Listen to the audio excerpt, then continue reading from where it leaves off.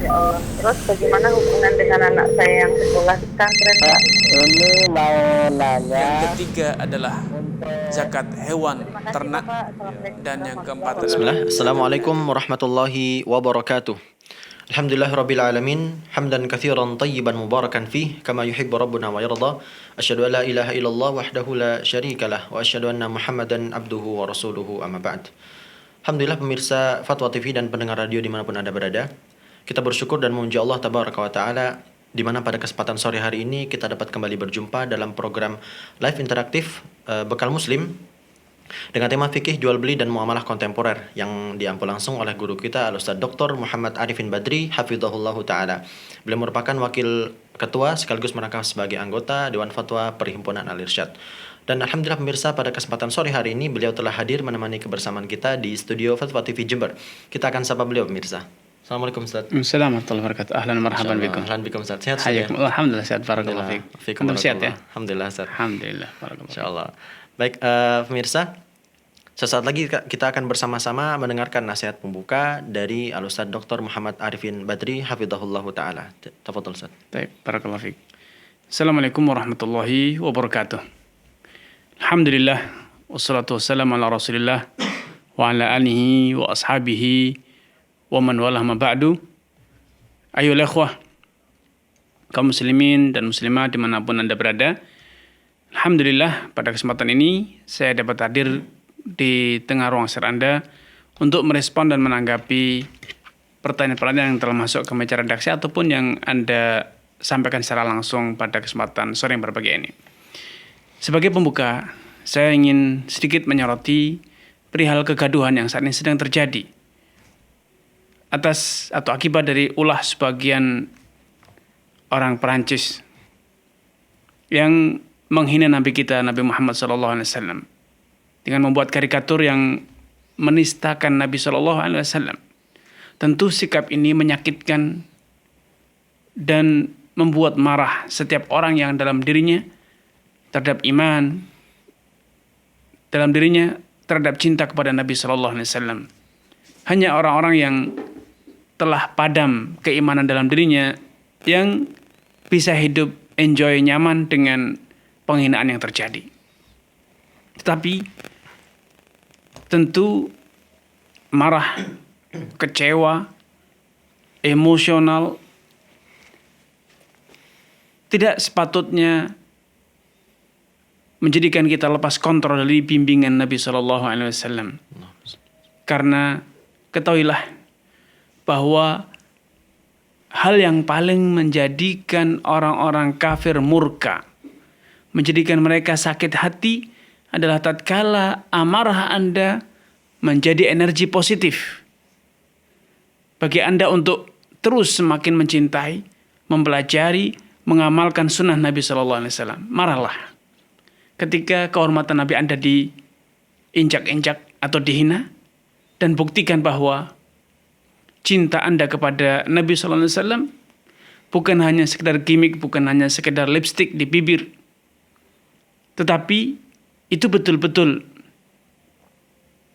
satu ideologi yang tertanam dalam jiwa Anda dan dibuktikan dengan aplikasi nyata berupa Anda menghidupkan, meneladani sunnah Nabi SAW, mengajarkan ajaran beliau, mengamalkan ajaran beliau, mendakwahkan ajaran beliau kepada keluarga, diri Anda, keluarga dan orang sekitar Anda. Adapun ketika Anda berbalas karikatur, berbalas tindakan anarkis misalnya, maka mungkin merugikan, menyudutkan mereka. Tetapi ada satu kerugian besar dari kita, bahwa Nabi kita tetap dihinakan oleh mereka.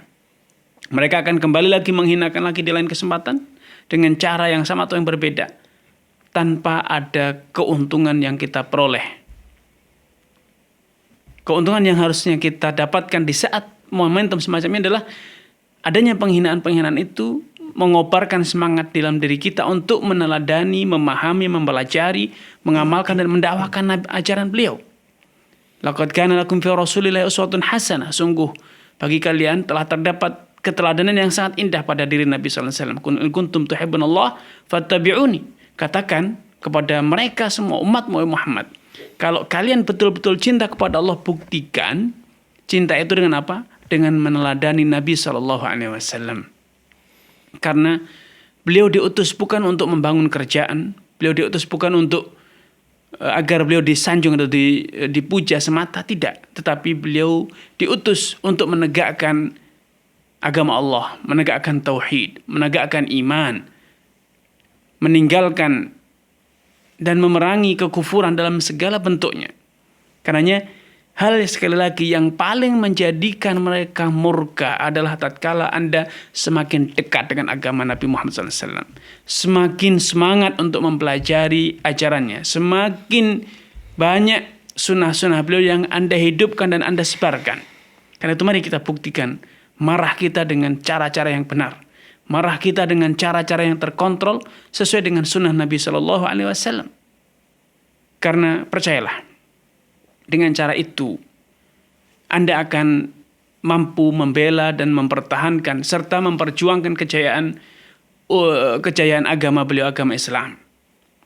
In tansurullah yansurkum. Kalau kalian menegakkan agama Allah, membela agama Allah, mengamalkannya secara kafah, niscaya Allah akan segera menurunkan pertolongannya, membinasakan musuh-musuh Anda dan memberikan kejayaan kepada kita semuanya. Sekali lagi, saya mengajak Anda sekalian untuk merubah amarah, kekecewaan, murka, ketersinggungan kepada ulah sebagian orang-orang Nasara kepada Nabi kita Nabi Muhammad SAW alaihi afdhalus salatu taslim, menjadi energi positif untuk belajar, semakin mengenali sunnah beliau, sehingga kita semakin dekat dengan Nabi SAW, agar mereka semakin murka. Walan tardu angkal Yahud walan Nasara hatta tattabi'a millatahum. Mereka tidak akan pernah rela, tidak akan pernah ridha, tidak akan pernah tentram hidupnya sampai kalian mengikuti cara-cara mereka. Karena itu, jadikan mereka semakin marah, semakin murka. Jadikan mereka semakin sakit hati dengan apa? Dengan Anda semakin khusyuk ketika menegakkan sholat. Anda semakin komitmen dengan agama Anda. Pakaian Anda, penampilan Anda, tutur kata Anda, pola pikir Anda, keluarga Anda, dan termasuk perniagaan Anda, semuanya dibalut dengan syariat Nabi SAW. Alangkah indahnya bila itu menjadi energi positif bagi kita semuanya, sehingga kita semakin dekat dengan sunnah Nabi SAW. Wallahu ta'ala alam. Insyaallah. Jazakumullah khairan. Terima kasih atas nasihat pembuka, dan itulah tadi pemirsa nasihat yang barusan kita dengar.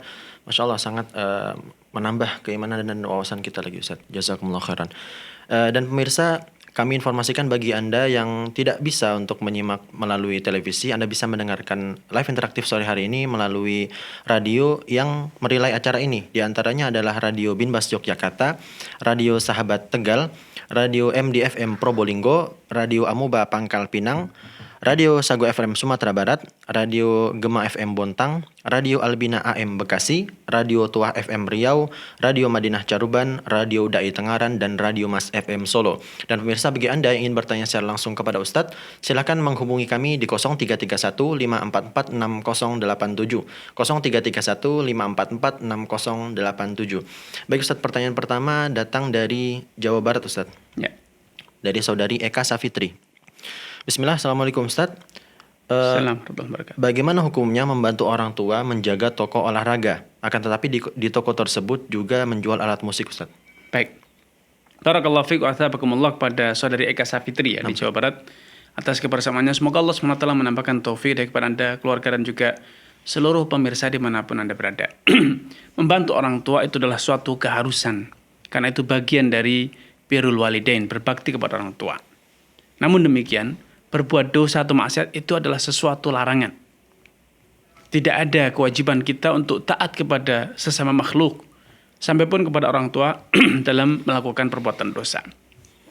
Karena itu, salah satu bentuk bakti Anda kepada orang tua adalah Anda ikut mencari solusi, memecahkan bagaimana agar orang tua Anda tidak memperdagangkan halal yang haram.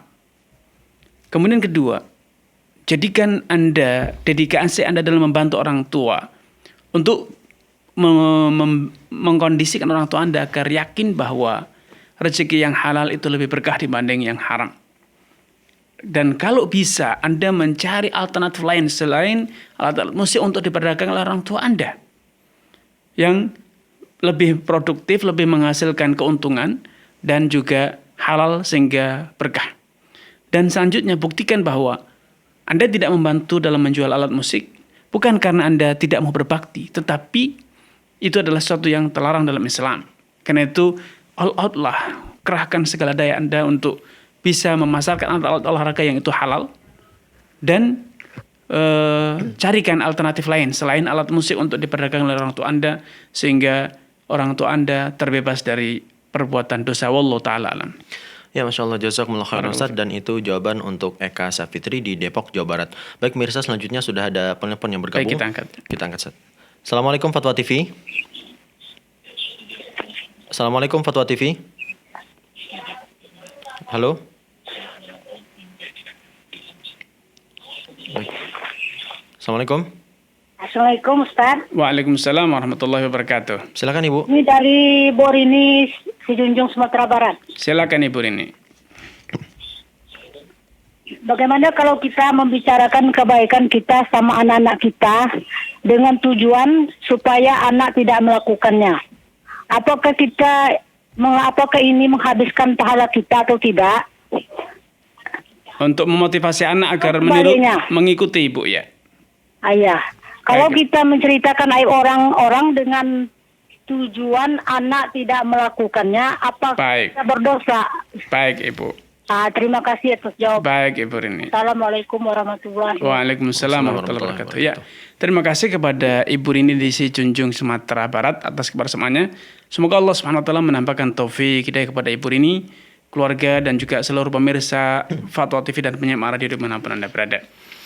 Ghibah itu adalah sesuatu yang haram, tidak boleh kita lakukan. Allah Subhanahu wa taala menyatakan, menggambarkan tentang buruknya dosa ghibah, ayuhibbu ahadukum an ya'kula lahma akhi maitan. Apakah kamu suka untuk menyantap daging saudaramu dalam kondisi dia telah menjadi bangkai atau mayat? Saking buruknya ghibah. Namun memberikan warning, pendidikan kepada anak agar mereka tidak melakukan perbuatan dosa, tidak meniru orang-orang yang buruk. Itu satu hal yang harus, bukan sekedar dianjurkan, satu yang harus bagi tanggung jawab orang tua untuk mendidik dan mengkondisikan anaknya agar menjadi anak yang soleh. Nah, untuk mendidik itu tidak harus menyebut nama orang, tidak harus menyebut atau tunjuk hidung, kecuali memang untuk mendidiknya tidak mungkin dilakukan kecuali dengan tunjuk hidung. Ya, tetapi selama masih bisa menggunakan nama samaran atau mungkin tidak perlu lagi menyebut nama orang, jangan mencuri, jangan menipu, jangan curang, jangan menjadi anak yang culas, itu tanpa harus menyebut nama orang pun bisa. Sehingga apa yang kita lakukan, apa yang kita mau berbuat pendidikan dan juga terhindar dari dosa itu dapat digabungkan sekaligus. Dan selanjutnya, kalau memang dikhawatirkan anak kita menjadi korban dari kejahatan atau perbuatan dosa orang tersebut, maka boleh menyebut namanya seperlunya. Awas, jangan berteman dengan si fulan. Si fulan itu adalah pemabuk. Kamu nanti dipengaruhi, kamu nanti dan demikian. Seperlunya saja. Awas, jangan pernah menikah dengan si fulan. Karena fulan itu adalah misalnya pezina. Jangan pernah bergaul dengan si fulan atau bertransaksi dengan si fulan. Kalau memang tidak mungkin dihindari kecuali dengan cara menyebut namanya. Khawatir anak kita atau keluarga kita menjadi korbannya, maka boleh seperti itu. Dan itu sekali lagi dilakukan seperlunya, bukan untuk dilakukan setiap saat dan semaunya. Wallahu ta'ala alam. Sebaliknya Ustaz, tadi ketika si ibu menyebutkan kebaikan, tujuannya untuk ditiru Ustaz. Ya, kalau menyebutkan kebaikan kita ya, agar anak meniru, maka selama tujuannya betul-betul untuk diteladani, maka itu sesuatu yang bagus. Rasulullah SAW telah bersabda, man da'ila huda kana lahu ajruha wa ajru man amila biha min ba'dihi dun an yanqusa dzalika min ujurihim syai'an. Siapapun yang mengajarkan, menyeru suatu kebajikan, maka dia akan mendapatkan pahala kebajikan tersebut dan pahala semua orang yang meneladannya atau mengikutinya, selama niat itu betul-betul lillah, bukan untuk membanggakan diri, bukan untuk mencari sanjungan atau riya dan yang lainnya. Wallahu ta'ala alam. Ya, terima kasih Ustaz, jazakumullah khairan. Dan itu jawaban untuk Ibu Rini di Sumatera Barat. Baik, selanjutnya sudah ada lagi penelpon yang bergabung. Kita akan sapa. Assalamualaikum Fatwa TV. Waalaikumsalam warahmatullahi wabarakatuh. Insyaallah. Dengan Bapak siapa di mana? Abu Adi di Bekasi. Baik, silakan Bapak. Assalamualaikum Ustaz. Waalaikumsalam warahmatullahi wabarakatuh. Silakan Abu Adi. Mengenai pemesanan makanan melalui GoFood Ustaz. Baik. Saya memesan makanan melalui GoFood. Ya. Cuman memang pembayarannya walaupun menggunakan GoPay maupun transaksi tunai pun sama. Masalahnya di sini kalau kita beli makanan tuh dengan minimal 100.000 itu dapat diskon. Ya. Di bawah 100.000 tidak dapat diskon. Ya. Pembayaran GoPay maupun tunai sama. Apakah itu termasuk yang diharamkan juga Ustaz? Sudah cukup Abu Adi? Sudah cukup. Baik, Pak. Ya, syukur Ustaz. Oh ya, barakallahu fiik. Barakallahu fiik kepada Abu Adib di Bekasi atas kebersamaannya. Semoga Allah Subhanahu wa taala menambahkan taufik hidayah kepada Anda, keluarga dan juga seluruh pemirsa Fatwa TV dimanapun Anda berada. Skema kerja yang dilakukan atau diterapkan di aplikasi-aplikasi tersebut dengan ojek online ya, yang mereka menalangi sejumlah dana terlebih dahulu, ya drivernya menalangi pembayaran, kemudian kalau sudah barang diantar baru pembeli customer akan membayar dan kemudian memberi jasa atau uang jasa deliverynya. Ini skema ini terlarang secara Islam ya, karena ini merupakan salah satu celah terjadinya praktik riba. Driver menalangi, walaupun kita bayarnya sama, tidak dilebihkan, tetapi karena dia menalangi, akhirnya jasanya laku.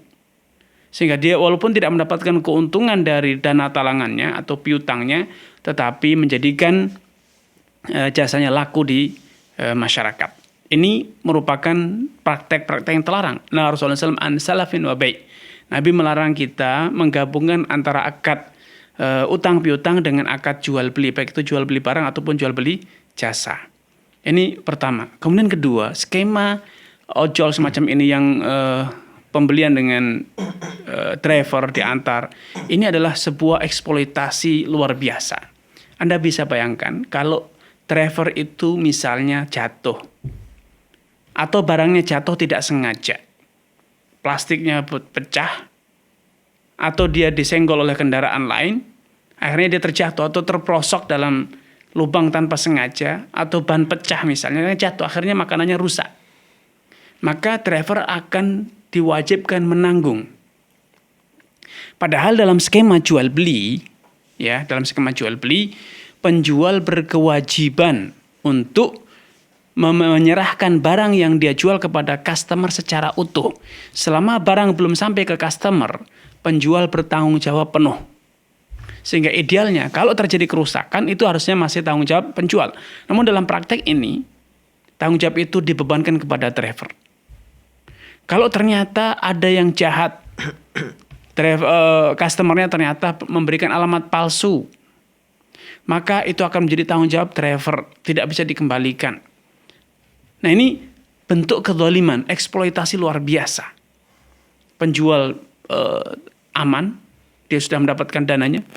Marketplace-nya juga, aplikasinya aman, dia sudah mendapatkan komisinya.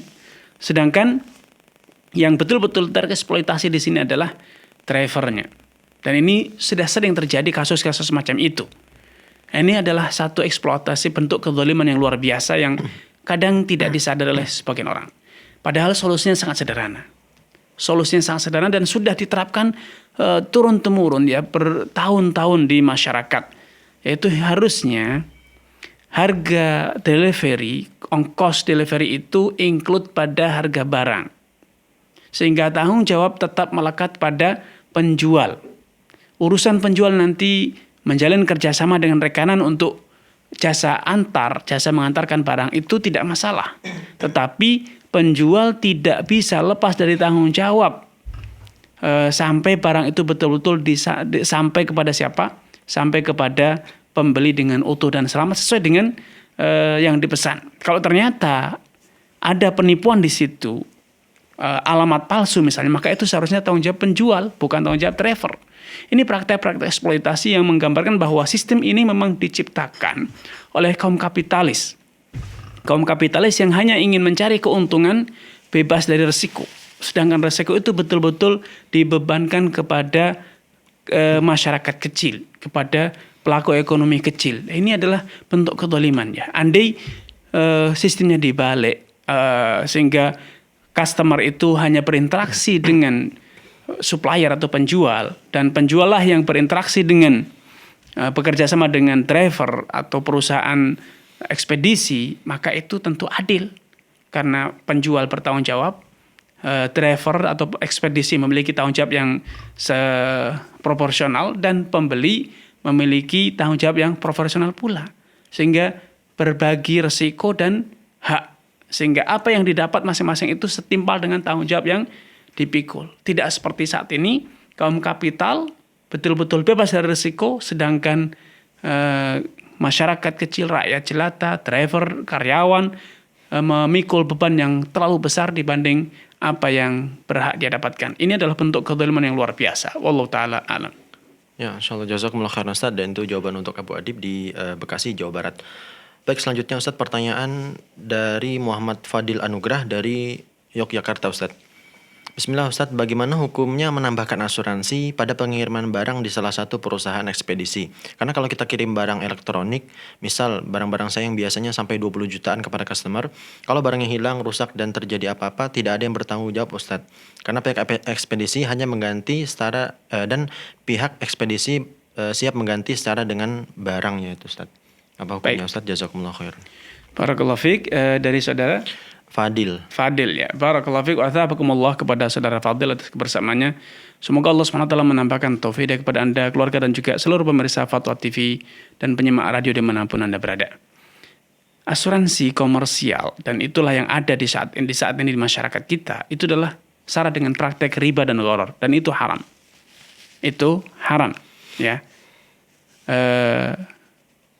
Adapun masalah Anda mengirim, nanti kemudian potensi rusak, potensi perusahaan ekspedisinya nakal, maka itu sebetulnya bukan hal yang perlu ditakuti. Karena itu adalah sebuah resiko usaha ya.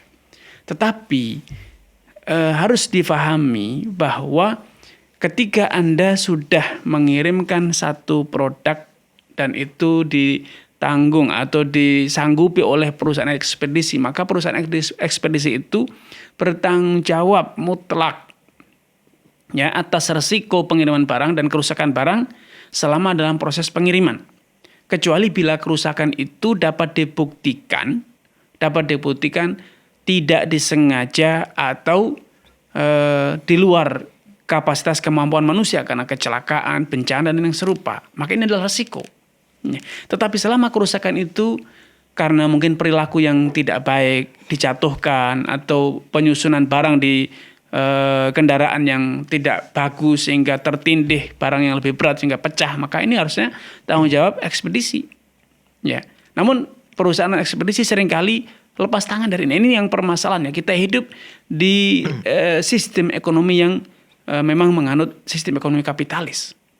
Sehingga akhirnya memang pengusaha kecil, rakyat kecil seringkali dibebani secara tidak adil ya. Dieksploitasi.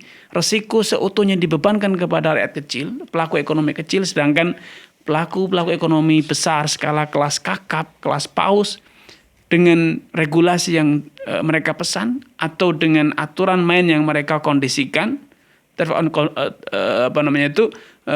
akhirnya mereka bisa meminimais resiko bagi mereka dan membebankan resiko itu kepada customer atau pelanggan. Ini sebagai solusinya. Sehingga kalau Anda memang ingin solusi yang syar'i, maka seharusnya Anda membuat kerjasama tersendiri dengan perusahaan delivery tersebut, bahwa kerusakan yang terjadi karena faktor penyusunan barang yang tidak bagus, jatuh oleh pegawai ekspedisi atau yang serupa, maka itu tanggung jawab ekspedisi. Itu konsekuensi ya. Namun memang sekali lagi ini adalah resiko hidup di habitat yang memang tidak islami. Ya. Sehingga seringkali pengusaha dan pelaku usaha kecil harus menanggung resiko besar dalam hal ini. Adapun asuransi, sekali lagi tetap saja asuransi selama mengandung unsur riba maka tetaplah riba. Ya. Karena itu memang ini resiko yang sampai saat ini mungkin bagi banyak orang belum terpecahkan. Karena regulasi dan pelaku usaha banyak yang sengaja, bukannya tidak mau, bukannya tidak tahu, tetapi sengaja membebankan resiko itu kepada pengusaha atau pelaku usaha kecil. Ya, ini resiko kita. Makanya kalau kita memang ingin menghindari resiko ini, kita harus selektif dalam menggunakan jasa ekspedisi yang betul-betul profesional, atau kita membangun kerjasama dengan ekspedisi yang masih bisa dikondisikan kontrak kerjanya sehingga sesuai dengan nilai-nilai keadilan. Ya. Tapi selama itu belum ada, maka Anda ya harus siap dengan risiko. Anda memilih mengikuti asuransi, ya Anda berisiko dengan dosa. Anda tidak asuransikan, ya maka itu risiko Anda kalau ternyata perusahaan ekspedisinya malpraktek ya, atau curang atau wan prestasi, yaitu resiko dari usaha Anda. Wallahu ta'ala alam. Ya, terima kasih Ustadz, jazakumullah khairan, dan juga terima kasih kepada saudara Muhammad Fadil yang sudah bertanya dari Provinsi Yogyakarta. Baik, pemirsa, selanjutnya sudah ada lagi penelpon yang bergabung. Kita akan sapa. Assalamualaikum Fatwa TV. Assalamualaikum Ustaz. Waalaikumsalam warahmatullahi wabarakatuh. Dengan Ibu siapa di mana? Dengan Ummu Noval di Madura. Silakan Ibu.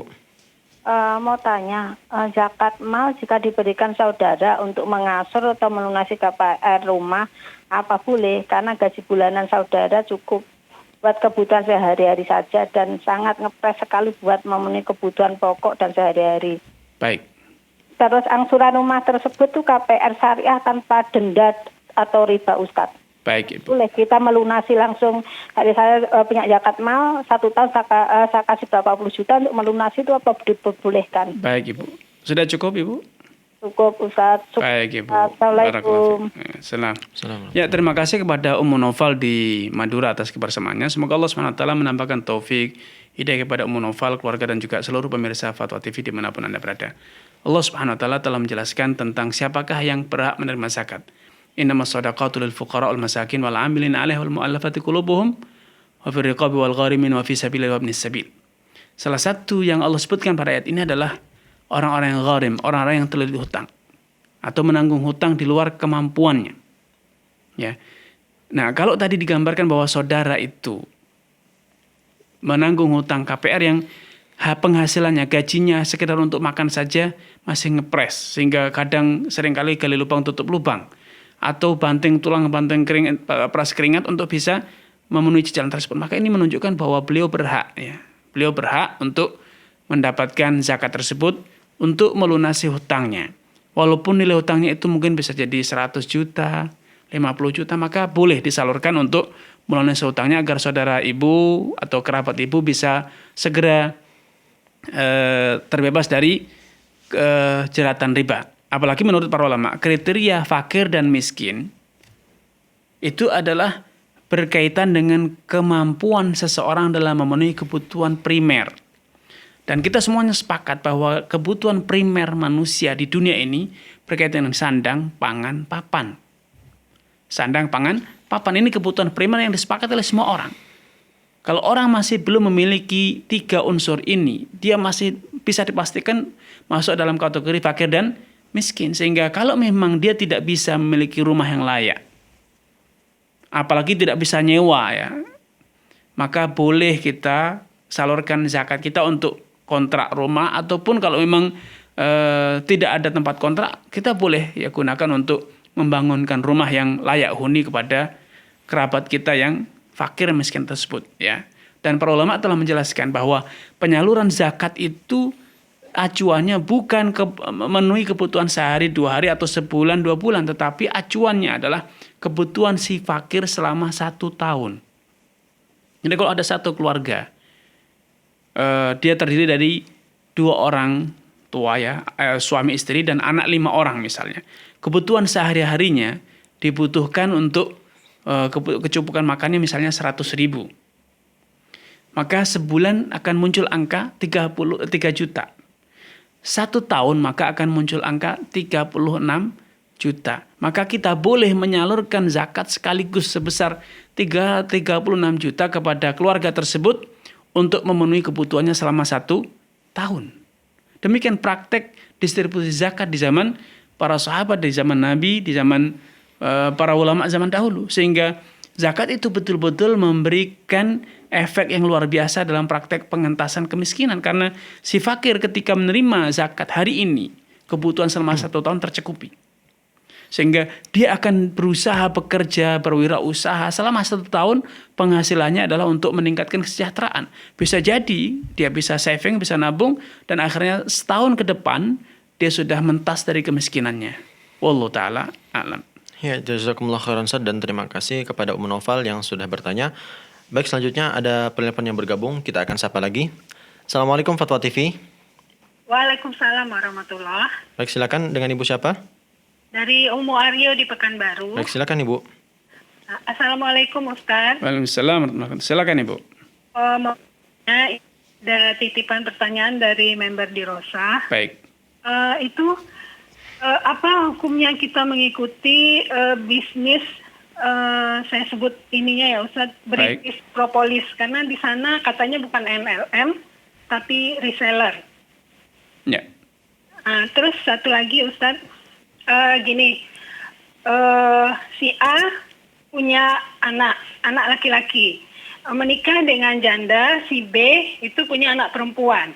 Ya. Otomatis ketika mereka setelah menikah, anak ini satu rumah. Ya. Bagaimana caranya supaya mereka menjadi mahram gitu Ustaz? Karena Baik. kalau dipikir umurnya sih masih SMP Ustaz yang laki-laki. Apa bisa si janda ini Menyusui gitu. atau gimana gitu Ustaz? Baik Ibu. Nah ya, itu aja Ustaz. Ya. Baik Ibu. Assalamualaikum warahmatullahi wabarakatuh. Waalaikumsalam warahmatullahi wabarakatuh. Ya, terima kasih kepada Ummu Aryo di Pekanbaru atas kebersamaannya. Semoga Allah SWT menambahkan taufik kepada Ummu Aryo, keluarga, dan juga seluruh pemirsa dan penyimak radio dimanapun Anda berada. Pertama, yang bisnis propolis tadi ya, katanya tidak menggunakan skema MLM, tetapi keagenan. Kalau memang betul-betul keagenan, maka keagenan itu ada beberapa alternatif. Pertama, mereka beli putus. Ya, mereka beli putus, bebas untuk menjualnya sesuka yang dia mau kepada siapa dimanapun, tanpa harus terikat dengan mekanisme seperti yang ditetapkan ya. Ini namanya jual beli putus, bebas dia mau jual di etalase, di toko, dan dimanapun dengan harga yang dia suka. Kemudian yang kedua, opsi kedua adalah betul-betul keagenan. Dia betul-betul sebagai distributor, dia tidak bayar, dia hanya menerima barang, kalau sudah laku baru dia setorkan hasilnya. Maka ini harus mengikuti ketetapan yang ditetapkan oleh perusahaan, karena mereka adalah statusnya sebagai wakil. Opsi ketiga adalah ketika kita membeli barang tersebut, kalau sudah laku baru bayar. Ini adalah opsi ketika mirip dengan opsi pertama, beli, tetapi biasanya ada persyaratan bahwa Anda hanya boleh jual dengan harga sekian. Anda jual dengan cara seperti ini. Kalau itu disepakati maka boleh ya. Asalkan catatannya tidak ada uang pendaftaran yang fantastis. Karena kalau uang administrasi pendaftaran itu ya berapa rupiah saja paling. Untuk syariat kertas, materi dan lain sebagainya. Kalaupun dibuat angka yang sudah sangat fantastis, mungkin 100.000 itu sangat besar untuk uang administrasi. Kemudian kalau yang terjadi itu, untuk menjadi anggota kita harus membeli dalam nominal tertentu, dalam jumlah tertentu, atau kita membayar iuran, maka walaupun tidak dikatakan MLM, maka ini sebetulnya adalah praktek MLM yang diingkari. Kenapa? Karena inti dari MLM itu adalah membangun jaringan customer. Kalau mereka sudah bersyarat Anda harus beli dulu dalam sekian baru boleh ikut menjual, maka itu namanya MLM, karena intinya Anda dipaksa, dikondisikan agar Anda menjadi konsumen. Laku tidak laku, pokoknya perusahaan sudah mendapatkan barang, mendapatkan uang. Itu yang mereka mau. Urusan Anda jual atau urusan Anda pakai sendiri atau Anda gunakan jual kepada kerabat, itu mereka tidak peduli lagi. Kenapa? Karena sejatinya yang mereka mau adalah barang itu sudah Anda bayar. Anda gunakan untuk personal atau Anda jual, itu perusahaan sebetulnya sudah tidak berkepentingan. Itu yang mereka mau. Menjadikan jaringan-jaringan pengguna yang loyalis. Sehingga yang terjadi adalah praktek eksploitasi. Dikesankan Anda akan mendapatkan bonus-bonus. Padahal sejatinya itu adalah sekedar mirip dengan money game ya. Anda dikondisikan untuk bisa mendapatkan bonus-bonus, padahal sejatinya itu bonus-bonus adalah keuntungan atau selisih dari harga jual yang Anda dapatkan ya. Anda dibeli untuk diperiksa atau dipaksa untuk membeli dengan harga yang sangat fantastis, apalagi merek yang Anda sebut tadi harganya sudah sangat fantastis ya, bila dibanding produk-produk yang lain. Nah, padahal fungsi dan kandungannya kurang lebih ya, tidak, kata orang 11-12. Nah, kemudian selanjutnya kalau ada uang iuran, maka inilah yang sebetulnya dijadikan sebagai alat untuk daya tarik. Uang iuran anggota baru inilah yang akan didistribusikan kepada anggota-anggota yang lama. Ya, ini jelas-jelas praktek-praktek semacam ini sebetulnya adalah lebih identik kepada eksploitasi dan memaksakan masyarakat untuk menjadi konsumen loyalis. Wallahu ta'ala alam. Adapun pertanyaan yang kedua, yang anak tiri tadi, Ustaz. Anak tiri ya. Secara Islam bahwa ketika ada seorang janda menikah dengan duda, masing-masing punya anak keturunan, maka anak keturunan mereka itu bukan mahram ya bagi sesama anak. Dalam Islam, orang tua boleh saling menikah dan anaknya menikah. Bapak menikahi ibunya, anak menikahi anaknya, itu boleh secara Islam. Sehingga ini solusi pertama. Kalau ingin jadi mahram final ya sudah nikahkan saja. Bapak ngambil ibunya, anak ngambil anaknya, selesai. Mereka akan menjadi mahram final. Ini opsi pertama. Opsi kedua, kalau itu belum memungkinkan karena memang masih kecil atau memang tidak ingin dinikahkan sesama anak bawaan ya, maka kalau itu masih kecil, masih bisa disusukan kepada kerabat yang bisa menjadi mahram, misalnya kepada saudarinya, kepada ibunya, kepada anaknya, atau yang lain. Namun kalau sudah terlanjur besar, sudah dikatakan SMP, SMA, maka menurut mayoritas ulama sudah tidak ada solusi kecuali dinikahkan. Karena persusuan setelah dewasa, bahkan persusuan setelah umur 2 tahun itu tidak ada artinya dalam Islam menurut mayoritas ulama. Namun sebagian ulama diantaranya Aisyah radhiyallahu ta'ala anha, dan ini pendapat yang dibela dan dikuatkan oleh Imam Ibnu Taimiyah, Imam Ibnu Qayyim serta yang lainnya, bahwa kalau ada kondisi-kondisi semacam ini, di mana mereka sangat sulit untuk berpisah dari satu rumah. Karena tidak ada tempat lagi di mana mereka harus pergi, kemana mereka harus pergi. Tidak ada tempat untuk berteduh di mana tidak ada yang mengurus mereka. Atau memang orang tuanya tidak ingin berpisah karena itu adalah anaknya. Ibu tidak ingin berpisah dengan anak lakinya, bapak tidak ingin berpisah dari anak putrinya. Maka dalam kondisi semacam ini, menurut sebagian ulama, sekali lagi, menurut minoritas, ya saya katakan minoritas, sebagian ulama kecil, semisal Aisyah, kemudian itu dikuatkan oleh Imam Ibnu Taimiyah dan Ibnu Qayyim, maka boleh disusukan. Dengan cara apa? Susunya diperas, di botol, diminumkan sebanyak 5 kali. Seperti yang terjadi pada kasus Salim Maula Abi Hudzaifah. Salim semula dipungut sebagai anak pungutan, masih kecil, dipelihara di keluarga Abu Hudzaifah. Namun lambat laun Salim menjadi dewasa. Akhirnya Abu Hudzaifah cemburu. Ada laki-laki bukan mahram masuk ke keluarganya, berinteraksi dengan anak dan istrinya. Maka Abu Hudzaifah berada dalam dilematis, karena dilematis. Diusir, dia sudah mau kemana pergi. Dipertahankan di rumah, dia sudah dewasa. Maka Sahlah bintu Suhail, istri Abu Hudzaifah, memahami kondisi ini dan kemudian beliau datang kepada Nabi SAW mencari solusi. Maka Nabi memberikan arahan kepada Sahlah bintu Suhail, ardi'ihi tahrumina alaih. Susui dia, maka engkau akan menjadi mahramnya. Maka Sahlah bintu Suhail, istri Abu Hudzaifah, ya Rasulullah, innahu kabir, innahu ladzu lihya. Ya Rasulullah, dia sudah dewasa, bahkan sudah jenggotan. Mana mungkin aku bisa menyusui dia? Nabi tetap berkata, ardi'ihi tahrumina alaih. Susui dia, engkau akan jadi mahramnya. Dalam lain, ardi'ihi khamsan tahrumina alaih. Susui dia sebanyak 5 kali, maka engkau akan jadi mahramnya.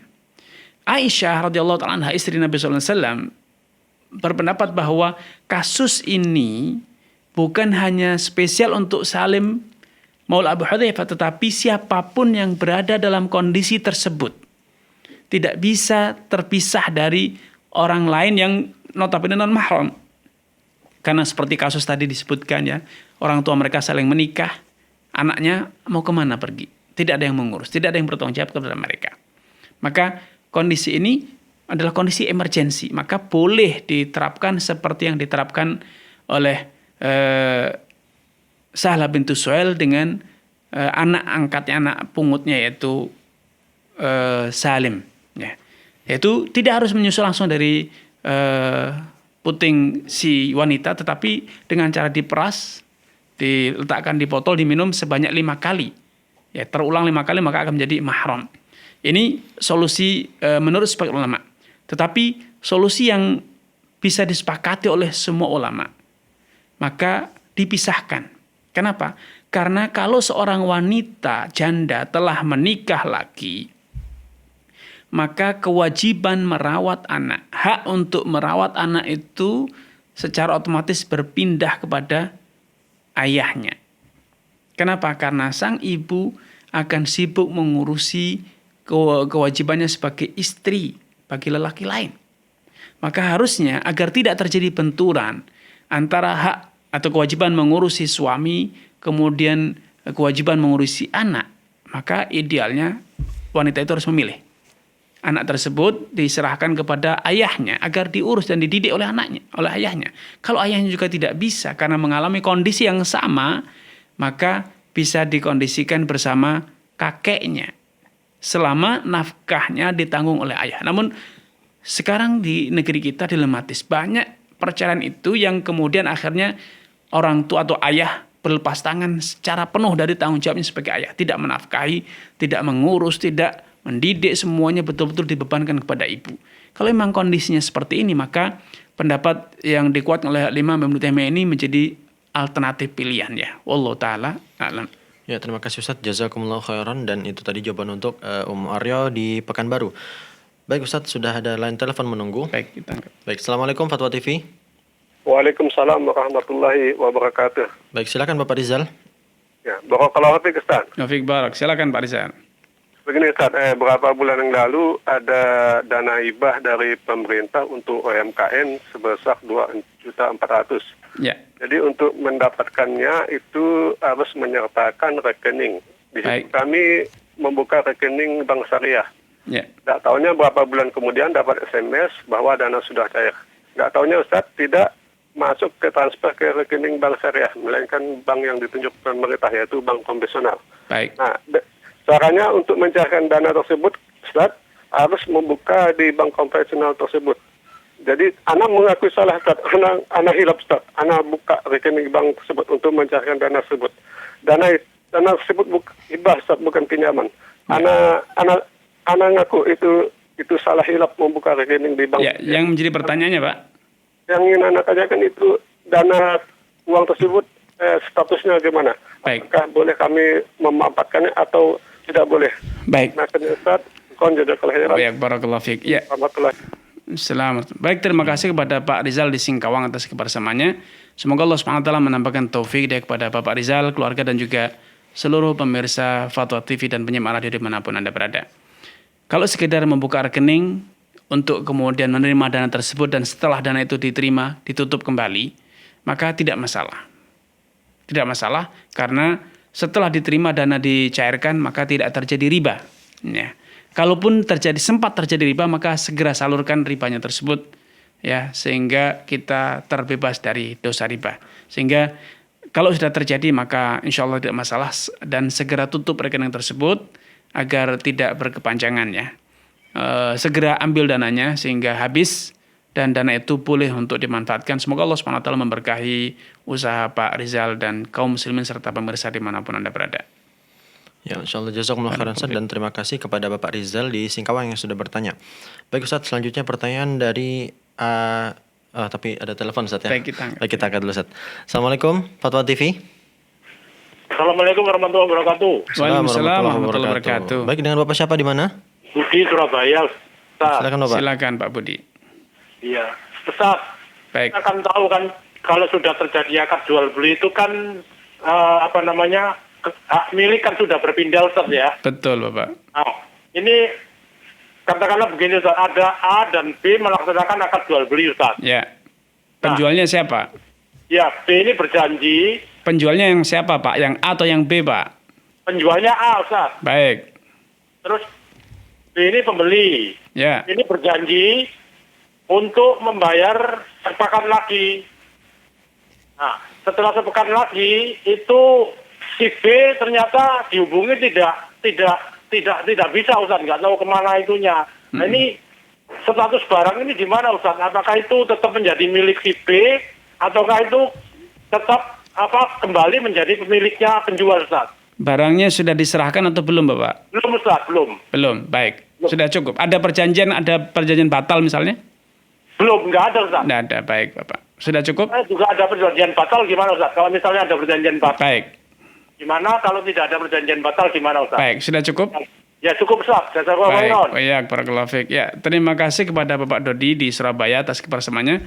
Semoga Allah Subhanahu wa taala menampakkan taufik hidayah kepada Bapak Dodi, keluarga dan juga seluruh pemirsa dan penyimak radio dimanapun Anda berada.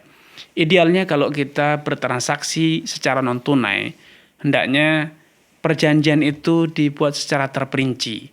Bahwa jatuh tempo sepekan lagi, kalau ternyata batal maka diberi tangguh selama sekian waktu. Kalau ternyata sekian waktu itu tidak terpenuhi, maka batal, dikembalikan. Atau DP-nya dikembalikan atau barangnya dikembalikan sesuai dengan kesepakatan ya. Itu kondisi ideal. Namun sayang, seringkali masyarakat ketika membuat transaksi itu perjanjiannya masih global ya, tidak diperinci secara detail. Dan ini nampaknya yang terjadi pada kasus Bapak Dodi. Kalau ternyata barang itu sudah deal, saya jual, saya beli. Sudah ada kesepakatan, namun barang belum diserahkan kepada pembeli dan pembeli juga belum melakukan pembayaran. Ya, pembeli belum melakukan pembayaran. Maka ada dua opsi. Opsi pertama, penjual memberi tangguh kepada pembeli untuk melakukan pembayaran setelah dia mampu atau setelah berhasil dihubungi. Karena Allah Subhanahu wa taala menyatakan wa in kana dzu usratin fanadhiratun ila maisarah. Kalau yang berutang kepadamu dalam kondisi sedang kesulitan ekonomi, kesulitan finansial, maka hendaknya engkau memberi tangguh sampai dia mampu melakukan pembayaran. Ini opsi pertama. Kalau ternyata penjual tidak siap memberi tangguh karena dia harus juga terikat dengan komitmen lain, harus membayar kepada karyawan dan lain sebagainya, maka karena barang belum diserah terimakan, di sini penjual berhak untuk menjual kembali barang tersebut kepada penjual lain, berhak untuk membatalkan transaksi secara sepihak karena barangnya belum diserah terimakan, alias transaksi ini belum selesai. Transaksi ini belum selesai karena barang belum diserah terimakan, uang juga belum dibayarkan. Sehingga ini transaksinya belum final. Transaksinya belum final sehingga ini masih terkategori transaksi yang masih menggantung ya. Barang belum diserahkan, uang juga belum dibayarkan. Idealnya dalam transaksi itu minimal salah satu dari objek transaksi diserahkan. Pembayarannya atau barangnya. Itu opsinya. Opsi kedua. Opsi ketiga, kalau memang barang itu penjual tidak ingin membatalkan ya. Tidak ingin membatalkan transaksinya, maka barang tersebut dijual atas atas kepemilikan pembeli. Kalau ternyata mendapatkan nilai yang lebih tinggi, maka kembalikan selisih nilainya kepada pembeli. Ambil sejumlah pembayaran yang belum dibayarkan oleh pembeli. Kalau ternyata kurang, maka tagih lagi kepada si pembeli. Karena ini yang disebut dengan hakul dhafar. Ketika ada orang yang mengambil hak kita dan ternyata dia mengambil hak kita secara zalim dan ada data yang jelas, bukti yang nyata diketahui oleh semua orang, maka ketika kita bisa mengambil lagi hak kita, misalnya dia ngambil motor kita, ketahuan ada di rumah tersebut motornya, ada bukti BPKB dan surat-surat yang lainnya, sehingga tidak terjadi salah praduga atau salah eksekusi, maka kita boleh mengambilnya langsung dari rumahnya, kita bawa pulang. Ini namanya hakul dhafar. Nah, dia harusnya melakukan pembayaran nilainya 10 juta. Dan dia punya barang di kita senilai 10 juta juga. Maka kita boleh mengambil barang ini untuk sebagai tebusan hutang dia yang tidak terbayar. Harusnya dia jatuh tempo bayar. Ini yang disebut dengan hakul dhafar. Walaupun ini tidak saya sarankan karena ini potensi menimbulkan sengketa ya. Potensi menimbulkan sengketa dan menurut mayoritas ulama itu juga tidak boleh. Ya walaupun sebagian ulama seperti Madzhab Daud Al-Zahiri, kemudian riwayat dari Imam Malik, riwayat dari Imam Ahmad itu membolehkan adanya praktek semacam itu. Wallahu taala alam. Insyaallah, jazakumullah khairan Ustaz. Baik Ustaz, masih ada sedikit waktu, kita akan persilakan satu penelpon terakhir Ustaz. Assalamualaikum Fatwa TV. Assalamualaikum Ustaz. Assalamualaikum warahmatullahi wabarakatuh. Silakan Bapak. Afwan, begini Ustaz, saya karyawan swasta. Kebetulan perusahaan saya menawarkan saya kepemilikan mobil. Hanya disuruh bayar cuma 30% dari harga mobil, tapi digunakan untuk bekerja. Saya disuruh cicil selama 5 tahun, potong gaji tiap bulan. Sisanya dibayarkan perusahaan.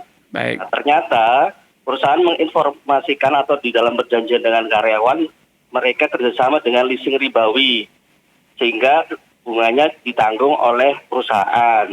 Nah, jika saya resign atau keluar sebelum 5 tahun, maka tanggung jawabnya beralih ke saya untuk membayar sisa cicilan plus bunganya atau bayar penalti. Nah, yang ingin saya tanyakan, apakah saya turut berdosa untuk transaksi ini dan bagaimana status mobilnya, apakah haram atau bagaimana? Baik. Mohon penjelasannya Ustaz. Barakallahu fiik. Baik, ya.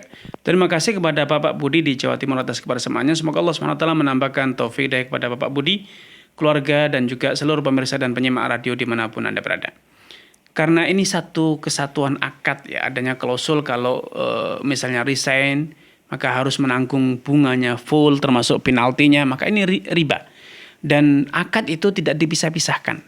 Sehingga ketika kita menyetujui adanya klausul tersebut, walaupun prakteknya kita tidak resign, kita betul-betul selesai bekerja sampai lunas, maka menyetujui adanya klausul itu sudah berdosa. Kita ikut menanggung dosa riba di situ karena menyetujui klausul riba. Namun kalau klausul itu bisa dihilangkan, ada perjanjian harus tetap kerja sampai lunas, tidak ada klausul resign, ya. Adanya klausul diberhentikan. Kalau diberhentikan maka itu resiko perusahaan. Jangan mau kita harus melunasi. Ya, kalau memang kondisinya bisa dikondisikan ya, tidak ada klausul resign sehingga tidak ada ruang untuk terjadinya pengalihan tanggung jawab kepada kita, maka ini statusnya bisa dianggap sebagai hibah perusahaan. Alias perusahaan memberi hibah kepada karyawan senilai 70% dari harga barang. Walaupun perusahaan akhirnya menggunakan fasilitas leasing ya, cicilan dengan bunga, itu resiko perusahaan. Tetapi ketika ada klausul seperti tadi, ini menjadikan kita menyetujui adanya klausul riba dan itu haram hukumnya. Karena itu kalau bisa dinegosiasi ulang bahwa Anda berkomitmen untuk bekerja sampai lunas cicilan tersebut, dan kemudian betul-betul perusahaan tidak membebankan bunga sedikit pun kepada Anda. Ini kalau itu bisa dikondisikan maka silahkan digunakan. Namun kalau klausul itu tidak bisa dihilangkan, maka berarti walaupun prakteknya ada, tetap bekerja di perusahaan itu tanpa resign, tapi menyetujui praktek dan klausul riba itu terlarang secara aturan syariat, sehingga haram hukumnya. Namun kalau sudah terlanjur ya, saya katakan kalau sudah terlanjur, maka mobil tersebut tetap halal untuk Anda gunakan karena Anda tidak memungut riba, Anda menjadi korban. Sehingga mobil itu tetap sah menjadi milik Anda, dan usahakan jangan resign agar Anda tidak menanggung dosa riba lebih besar. Allah taala alam. Ya, jazakumullah khairan Ustaz, dan terima kasih kepada Bapak Budi yang sudah bertanya, dan kami ucapkan terima kasih Ustaz sudah waktu. Ya, jazakumullah khairan Ustaz. Dan pemirsa, jangan kemana-mana karena sesaat lagi akan ada live interaktif bersama Ustadz Nizar Saad Jabal dengan tema Fikih Praktis Ilmu Waris. Dan pemirsa, saksikanlah terus live interaktif Fatwa TV mulai dari hari Senin sampai dengan Jumat di waktu yang sudah ditentukan. Kemudian pemirsa, informasi seputar Dewan Fatwa Perhimpunan Al-Irsyad dapat Anda akses di website www.dewanfatwa.com. Dan pemirsa, itulah tadi live interaktif Fikih Jual Beli dan Muamalah Kontemporer bersama Ustadz Dr. Muhammad Arifin Badri. Kami memohon maaf apabila ada salah kata. Wabillahi taufiq wal hidayah. Subhanakallahumma wa bihamdika asyhadu an la ilaha illa anta astaghfiruka wa atubu ilaik. Wassalamualaikum warahmatullahi wabarakatuh. Ya Allah. Terus bagaimana hubungan dengan anak saya yang sekolah di pesantren, Pak? Ini mau nanya. Yang ketiga adalah zakat hewan ternak. Dan yang keempat adalah zakat perdagangan.